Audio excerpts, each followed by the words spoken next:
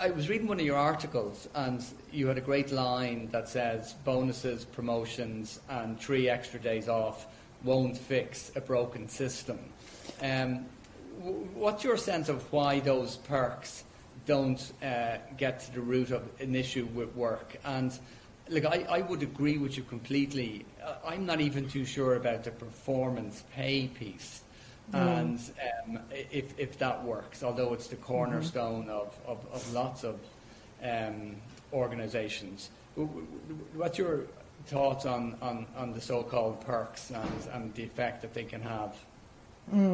Look, they can be effective if the underpinning structures and system and culture, as you said, is in place. But, where we see organisations where there's systemic overwork, there's an expectation for, overworking as a normal part of your job. If we have an unhealthy work culture where we say we value people, but we don't really value people, if we don't have enough people to do the job, and so people are constantly, stretched and doing more than their own job, which is very, very common at the moment.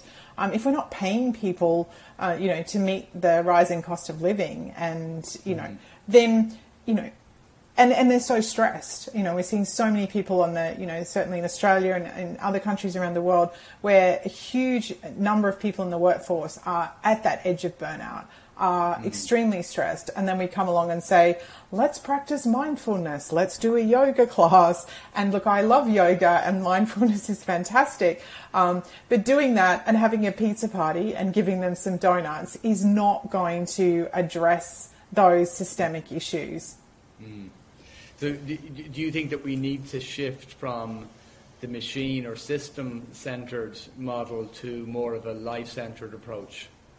Yeah, absolutely. So, beyond even just putting humans at the centre, we've had a system of work that has been entirely designed around, widgets and systems and output instead of thinking, leave yourself at home. You would, most of you at home, right? When you come to the office, just leave anything at the door that's not to do with your job. And it's kind of insane when you think about it because it's very difficult to do this as human beings. And so if we started with better questions to say, what does a decent life look like when we put work, when we put, well-being, when we put all the pieces we know that are important for physical well-being, mental well-being, for sustainability, in terms of keeping our employees and having them in a place where they are able to contribute their best, then I think those questions end up in a much more life-centred approach. And I think that's one of the big opportunities that we're seeing as a result of some of these crises that we've faced around work.